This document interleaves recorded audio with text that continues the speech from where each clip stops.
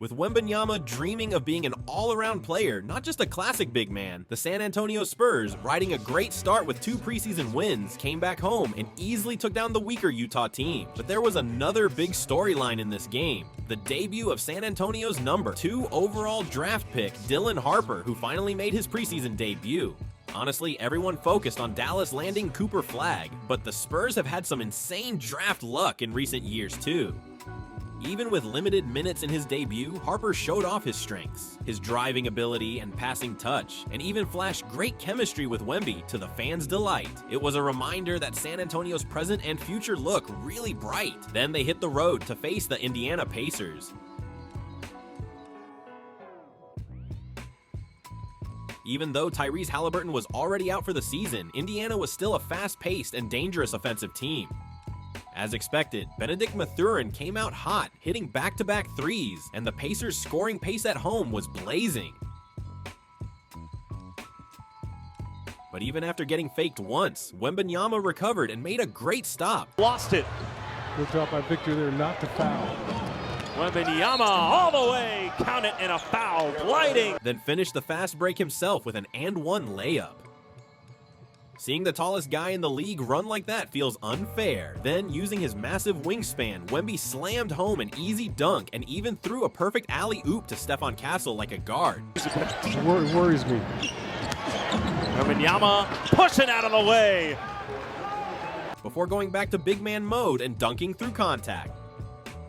In just a few minutes, he showed both agility and power. For Indiana, Benedict Mathurin kept them alive early, scoring in place of the quiet Pascal Siakam. But Wemby shut down Nesmith's reverse layup with a clean block, and with Julian Champagny hitting from deep, the Spurs began to pull ahead. Plus, Luke Kornet, another growing weapon for the Spurs, made an instant impact coming off the bench. With Kornet and Wemby sharing the floor, a twin tower setup, Kornet's and one off Dylan Harper's bounce pass. Pretend that didn't happen. Here's Harper driving all the way, and the rookie gets it to go. He's just unfazed. Plus, Harper's own and one finish showed their growing chemistry. The Spurs built a steady lead right from the first quarter. Wemby, who hadn't missed a shot yet, hit a jumper in the second quarter. With that penetration, Norman's going to take that ball all the way to the basket. He sees Victor back there lurking, decides to kick it back out. Wemby for 3 again. Then drilled a running 3 in transition when no one stepped up. With that kind of touch, he's basically a taller Kevin Durant. But Indiana fought back. Siakam attacked through Wemby's tough defense, and their surprise help defense forced a couple of Wemby turnovers. Indiana really is one of the most offensively focused teams in the league. Even without Haliburton, their scoring firepower didn't slow down. But even with Wemby resting on the bench, Devin Vassell and Stephon Castle kept the offense flowing. Vassell hit a sweet double clutch reverse layup. Times we've missed putting a body on somebody.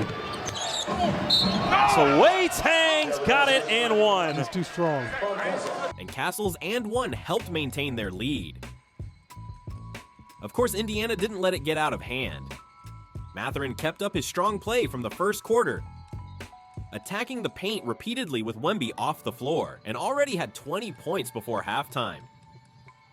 Indiana looked every bit like the team that reached the finals last year. Late in the quarter, the Spurs brought their starters back in, running that twin big lineup they've been testing all preseason, and then Wembanyama jumped a lazy pass from Jarace Walker and stole it. What a weirdly creative steal that was. North Carolina, Tar Heel. And Wembanyama right there at the right time. Barely jumped. When his teammate missed a free throw, he barely even jumped before throwing down a putback dunk. All you can say is, this guy just plays basketball differently. By halftime, Wembanyama already had a double-double. He did have a few too many turnovers, though. Still, his alien-like basketball was more than enough to excite the fans. With Dylan Harper's late drive added in, the Spurs held their lead. But the game never really got out of reach for either side, since Mathurin kept carrying Indiana, hitting a deep 3 near the end, turning it into a fun ace versus ace showdown with Wembanyama. Wemby stayed on the court to start the second half, and hit a ridiculous layup that left his defender stunned. It was basically impossible to even contest. Isaiah Jackson clearly rattled after that. ended up committing 3 straight fouls on the same possessions. Still, Indiana's resilience was impressive. Andrew Nembhard stepped up in Haliburton's absence, and Mathurin's scoring barrage just kept going. Before long, he already had 30 points early in the quarter. Indiana actually took the lead as the momentum swung their way. Barnes driving this time, throw it up, and Victor comes down with it. Yeah, Victor just had to get his... Harrison Barnes and Wemby connected on a nice alley-oop, but Wembanyama checked out soon after as part of the rotation. Even without him, the Spurs still had plenty of size with Luke Kornet. Kornet, who's been solid all preseason, scored on a tip-in, prompting Indiana to counter by bringing in James Wiseman for size. But that's when the game's energy suddenly shifted. Wiseman immediately committed a soft offensive foul, and the Spurs used that break, and now with Harper drawing a foul and knocking down a corner 3, their supposed weak spot, to tie it up. Hit the 5-minute mark of the third. Harper again, wraparound pass, KJ3, you bet! A swish from Keldon Johnson. On the next possession, Harper's kick-out pass was pure point guard instinct. As Indiana's bench lineup stagnated, San Antonio quickly took control of the game's pace. In other words, Wiseman's minutes backfired badly, showing just how deep this Spurs roster really is. Kornet even drained a rare jumper, then found Vassell with a perfect pass for a cutting layup. It's becoming clear that signing Kornet was a great move. San Antonio, once trailing, was now up by 10. They started bringing the starters back, including Wemby. Right away, he attacked from the perimeter and drew a foul. A 7-foot 5-inch guy driving from the three-point line is just insane. On the next play, he drove again and dropped off a perfect assist. Wemby playing like a point guard this preseason is wild to watch. With Kornet's final tip-in added on, the Spurs even let Wemby play into the final quarter. The same way Carlisle has here in...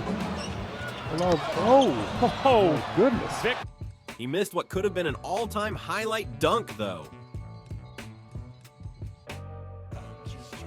If that went in, he seemed frustrated after that and missed a few more shots, so the starters, including him, checked out for good. San Antonio held steady and finished the preseason undefeated. Wembanyama put up 27 points and 11 rebounds in just 24 minutes, and aside from the 7 turnovers, he showed some of the best two-way play of the entire preseason.